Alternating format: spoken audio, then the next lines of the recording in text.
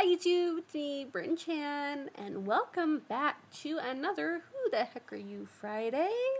Uh, um, I really don't know what to talk about. Though I will say this is the first week since Indie that I've actually recorded Monday through Friday. And it's kind of late. I was on some meetings today, and I was doing some other stuff, and then my paradigm, all that fun stuff kicked in, and completely slipped my mind, and I was like, nope, I'm going to do exactly what I told myself I was going to do, and that's record today. So, here we are.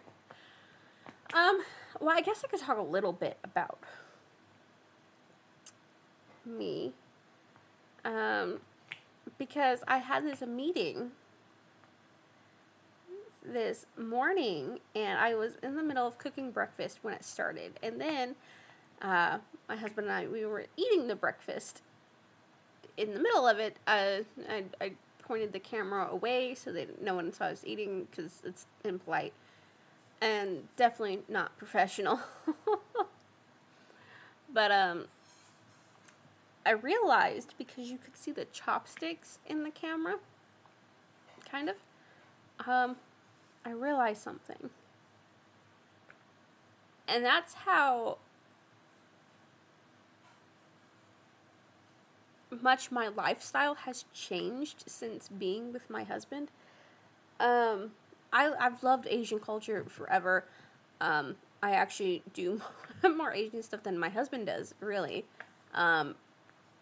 But that's not because he doesn't do it, or like the culture around him doesn't do it. It's because he is lazy sometimes, and he just doesn't want to use chopsticks. I use chopsticks all the time. But it hit me today, because I watched myself a little bit in the tiny little screen area where you could see my face during the Zoom call. Well, at least where my face would be. And I just realized how much more different where I live is compared to a lot of people who are on the call. A lot of people who are on the call, yeah, they're from different areas around the world, but it's not quite the melting pot that it is here.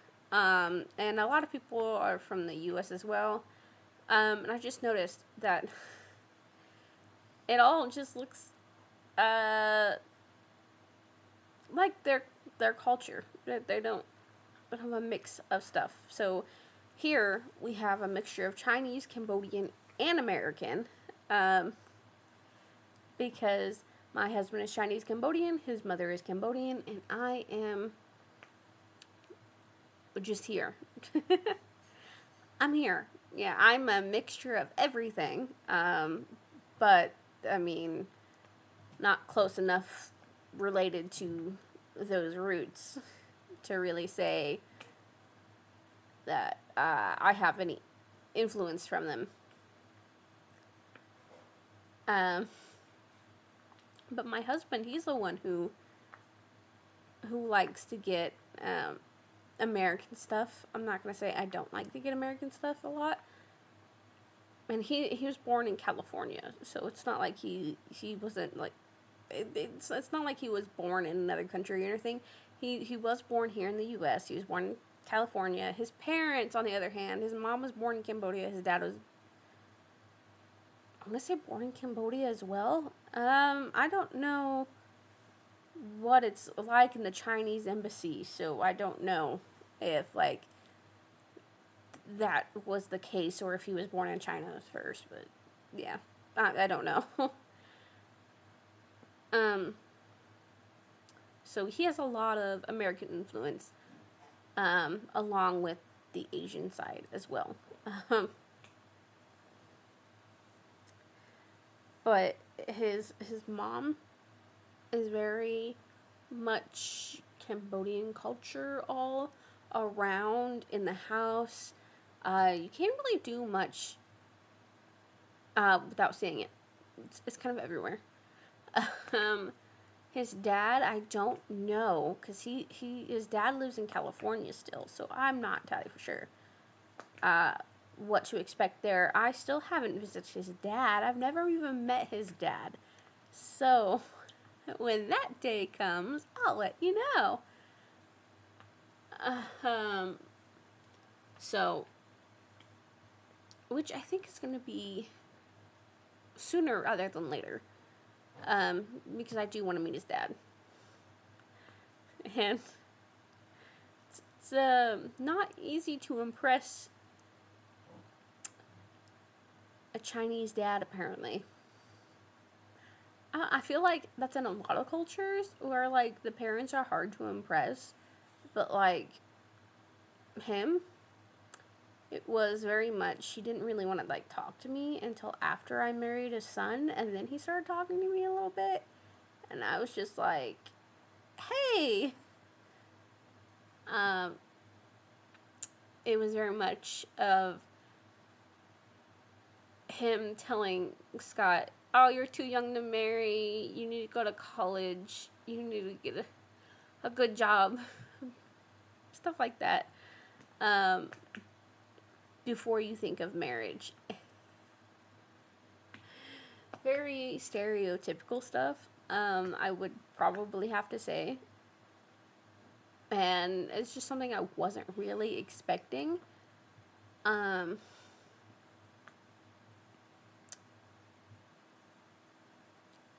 But that's what it was like. His mom, on the other hand, she was very much, don't get married yet. You're too young to get married. You can't afford it. You can't afford to get married. You can't have kids yet. You can't afford kids. Which, I'm not, I want kids, but I don't want them now. Mainly because I want to provide them with a better life than I had. So the kids thing you don't really got to worry about right now. But we did literally the one thing that they were telling us not to do, and that was get married, and we got married. And my husband and I, we were talking about this last night. It was his family, at least everyone who lives here in Kansas, they made food, and I'm not complaining, because, like, I don't have to pay for catering, but it was, like, very, just, I think what happened was they heard the memo of, the wedding was going to be cultural reversal, and I think they just mixed the two together, because they brought fried rice. Not just any fried rice. They brought bologna fried rice. My husband, he was telling me yesterday, he's like, it's because they knew your family was going to be there. Oh my goodness. You know what? I'm not even mad. If that's why they brought it, it's fine. It's funny. But my family loved it. They loved the fried rice, and there was more than just bologna fried rice. I think there was, like, chicken fried rice, and then egg rolls and lo mein, and all this. So we had a very more Asian-ish wedding, I would say. I think really the only, like, thing to show that it was, like, very American was the fact, one, we got married at a gun range, and two, my husband was dressed as a cowboy. So Yeah, and I put the wedding later in the day because I was like, well, the men can get dressed. Doesn't even take them that long because they're men, and then they could go shooting for a little bit before, and call it good. No. I showed up not completely dressed because there was a changing room at the venue, um, that I could use. So I showed up. I really showed up in like pants and a corset, and I was doing some last minute decoration stuff. I was showing guests around. I was doing all this other stuff, and then I looked at the time. I was like, oh my goodness, the wedding is about to start, and I'm not even dressed, and the groom's not even here. And I was like, you know what? I'm not even gonna panic. He's probably just stuck in traffic. He's late all the time to everything. You know, his own wedding, isn't even like a big shocker that he's late. And not to mention that half the guests weren't even there still yet, because I guess there was a train and they got stopped by the train. My husband didn't get stopped by the train. Everyone else got stopped by the train. But my husband did show up before the other guests, so I guess he like just missed the train. And I was like, you know what? This actually works because I needed to get dressed. I needed to get ready before I could walk down the aisle. And so,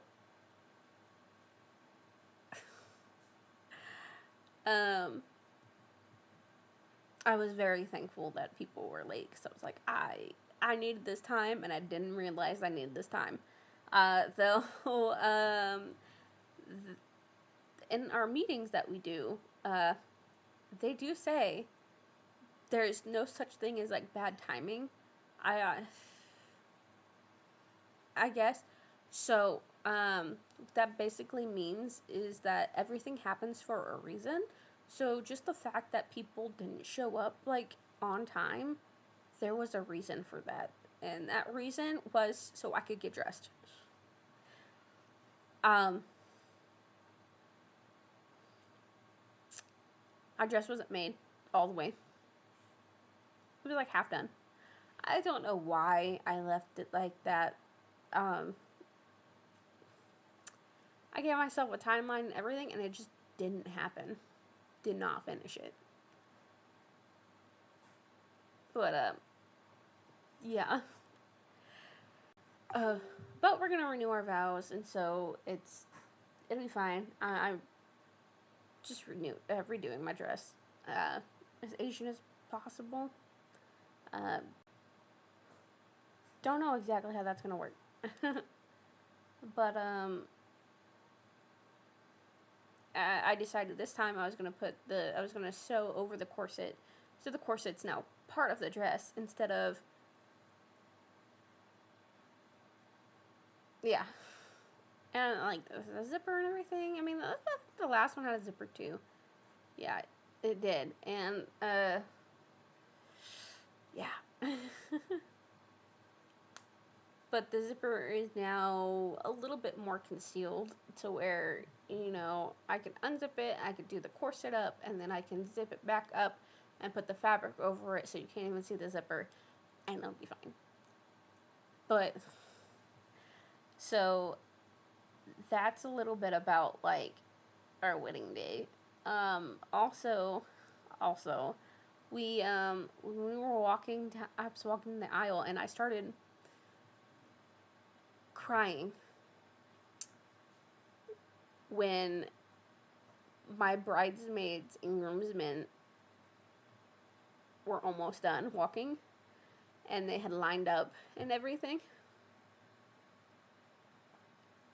And I started crying. My dad was like, "It's okay, it's okay."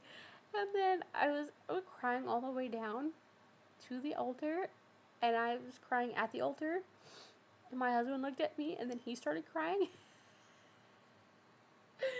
So we were both crying, and then it got to the part where we had to say our vows, and I cannot tell you for the life of me. He couldn't tell you either what our vows were. We were crying way too much to remember. Just crying. And, like, we got done, and we turned around, and I was trying so hard not to cry, but it just, like, kept escaping, and the thing was, so, the first set of tears didn't happen when, like, they were almost done. The first set of tears was when I was getting everything done. The pastor walked up to me. Okay, while I was telling everyone, like, doing last minute decorations and everything. The pastor walked up to me and was like, "Are you ready to get married?" And all of a sudden was just like, I don't even know why. I just started crying. It was just so weird. I was just like, I started crying so hard. And I cried all throughout the ceremony. I don't think I stopped crying until after my husband and I got all the way back to the door where we started. And we just were like, okay, we can calm down now. The ceremony is over. Let's just go back and party and enjoy everything. And everyone wanted to, like, they had other things to do, so they were going to leave pretty early. So it kind of rushed, like, the food and everything, everyone eating. And we,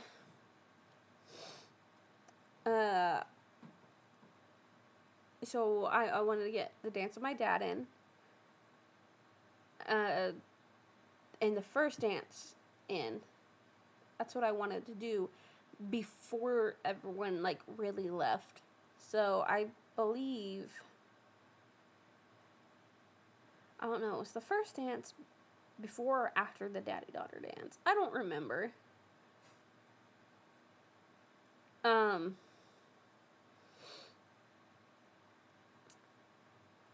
Might have did the daddy-daughter dance before, but I might have done the first dance first, like it's supposed to be. I don't know. Because I was trying to get my mom and dad back home because they have animals to take care of. So, I don't remember. That day, there was a lot of tears. I cried during the dances. I really did. It was a whole thing of tears. I know I said we stopped when we got to the door. No, I still cried. I don't think I stopped crying until really after the dances were over, and it wasn't like a continuous cry. It was like off and on. And I don't know. But that brings us to now, almost a year later from our wedding day. And so, we go on our honeymoon May 31st. We don't come back until June 16th. We got married June 17th, so we'll be back the day before our anniversary. Which I wanted to be in Japan for our anniversary, but, I was talking to a lady, and she's like, everything's gonna be, when you want to leave, it's gonna be, more of a hassle for you to leave when you want to leave. So, to ease everything, we'll just, we'll get you arranged for an earlier time, because what I wanted to do was leave June 1st and come back, I want to say, the 17th.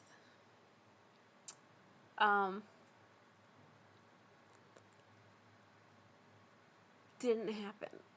It wasn't okay. I don't think it was the first. Let me actually check the dates because I don't think it was the first, and I don't think we wanted to come back the 17th. No, I think we wanted to enjoy our day the 17th and then come back the 18th or something.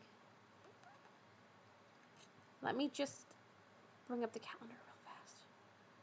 I want the calendar.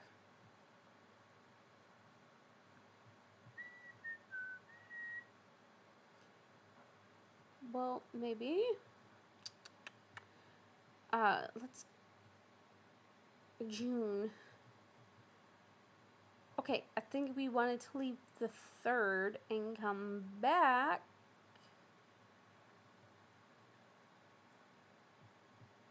the 18th. Or the 19th. No, I think it was the 19th. The 3rd to the 19th. No, it was the 18th. The 3rd through the 18th. We wanted to get back on the weekends. A weekend day. Because we're looking at schedules and stuff. This is before I started doing my own business. But now I don't have to worry about everything. Because, yeah. But, that's what we wanted to do. But they were like, no, it's a lot more of a hassle to do on the weekends. It's better if you do it during a weekday because people aren't like, there's not a lot of people on the weekdays. And I was like, okay. And so it actually worked out fine because I was able to pick seats on the plane. Okay, first off, I guess you could pick seats on the plane anyway. But my husband is like, I always just wait and then then I pick a seat when I get there. I'm just like, why? Why would you do that? But yeah.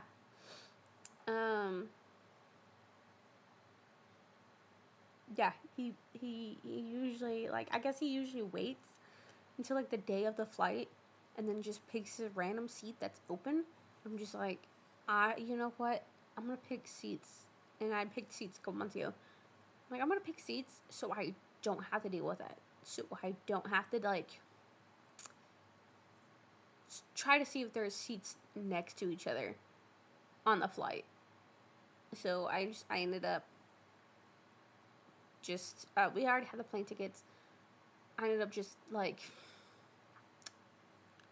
going onto the websites and everything and finding our flight and picking seats then. And you know what? I'm glad I did because I haven't checked it recently.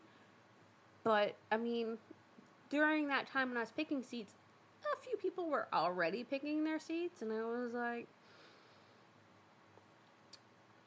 looks like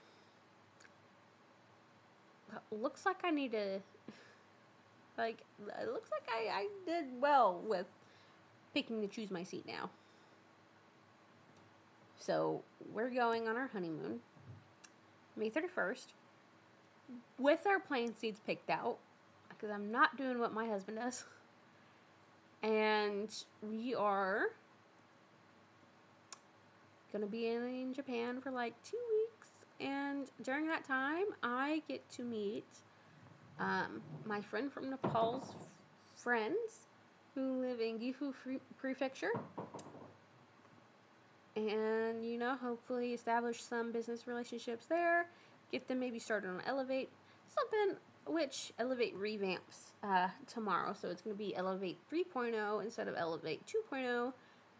So I guess there's going to be some cool new features, everything like that. I know they were talking at one point, a couple months ago, I think they're establishing it now, where it was you recommend 5 people and they do it and they stay customers, you get a month free from your subscription.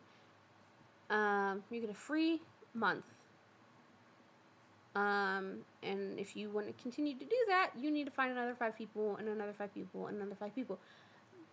So The best way to do that, is if you're gonna keep recommending people, you might as well just join the business and get paid to recommend people. Well, get paid to have people join.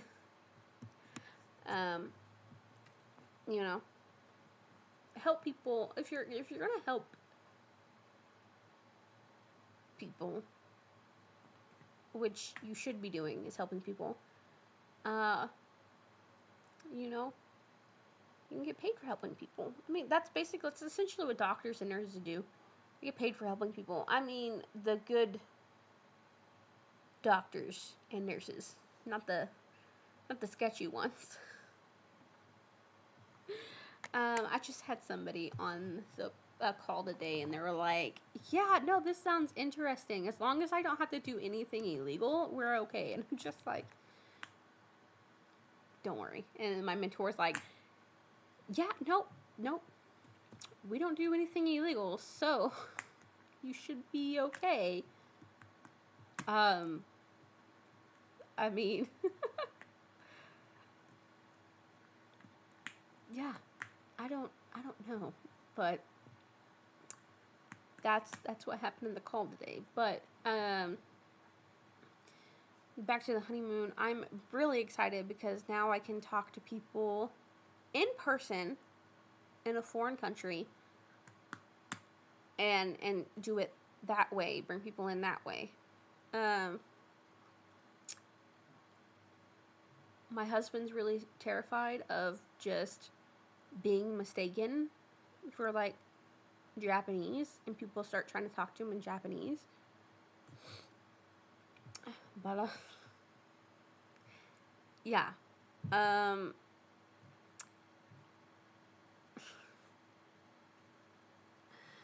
No. Oh my goodness. Somebody the other day asked him what tribe he's from because I thought he was Native American, which I don't see it. Even before we started dating, I knew he was Asian, and I had a feeling that he was Chinese. Because from a really young age, from like second grade or something, I had to learn how to differentiate different Asian cultures because I made a mistake. And I was like, "Well, aren't you Chinese?" She was like, "No, I'm like," I think she was like Thai. I think she was Thai. And there's another girl. She was Russian.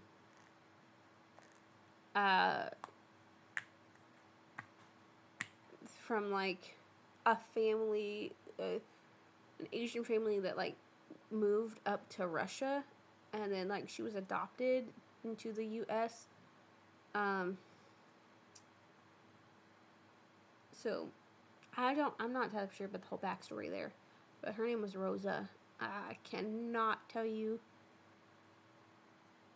anything else, because it's been such a long time. But I had to learn how to differentiate people, so it was like easy for me when I first met my husband, because I was like, he is very clearly Asian. He is more than likely Chinese. And then come to find out, I guess not everyone can do that. Because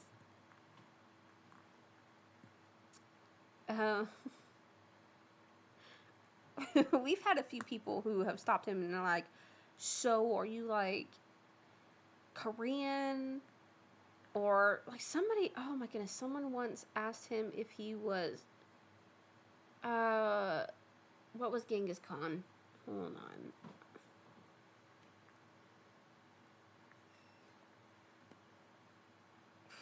We're gonna do our research here for a second.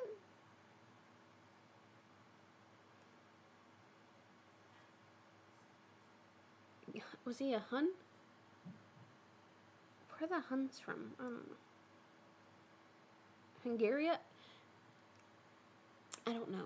I haven't even finished looking it up. I saw my own thing. They think he's like Hungarian or something, or one of those other like areas over there. Mongolian. That's the one I'm looking for. Oh my goodness.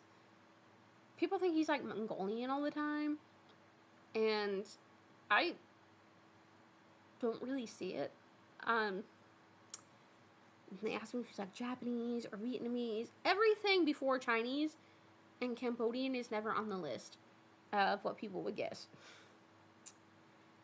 But I guess some people also think he's like Mexican or like Native American, and I don't see it. I really don't see it. And it's not because I'm married to him and I'm his wife. No, I never would have guessed that even before we got together. Just going to look up a picture of him, Scott Chan. I look him up a lot on Facebook because I show people his picture all the time because he's cute. But oh goodness, this is you can kind of see it better if I do this. But it's not wanting to work. There we go. You guys be the judge. Okay? You guys be the judge. What's he look like to you?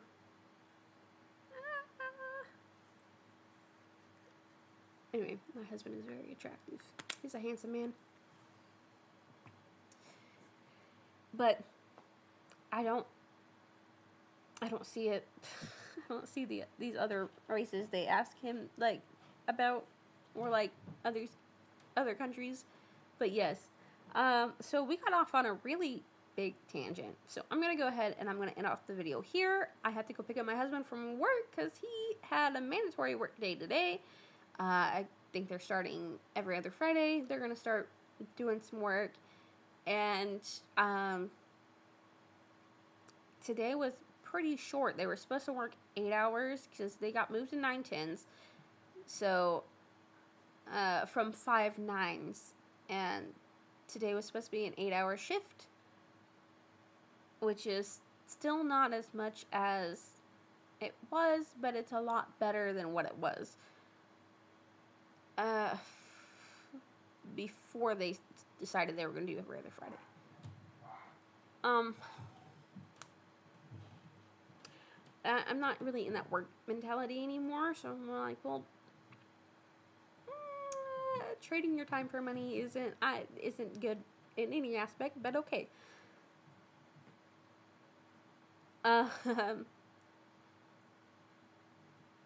So I have to go pick him up because he was supposed to get off at midnight, and his boss is like, I'm calling it 9 o'clock, 9:15. We're gonna pick him up. I mean, you guys are done for the night. I have to go pick him up because I stopped doing that because I started going to bed early, and then waking up early. I slept in today. I slept 2 hours extra today, but I stayed up 2 hours extra last night too. I was just so tired. But I'm not gonna do that tomorrow. I have to wake up early tomorrow, like I've been waking up, and probably even a little earlier because I have to go remind somebody about a call that we're doing tomorrow. Yeah. I don't mind it. I just now have to think about when I have to wake up. That's what this whole thing is. If I look distracted or if I'm like looking over the laptop, it's because I'm trying to figure out when I have to wake up tomorrow in order to message him. Because I apparently did not have this planned out. I did not think this through. It's okay.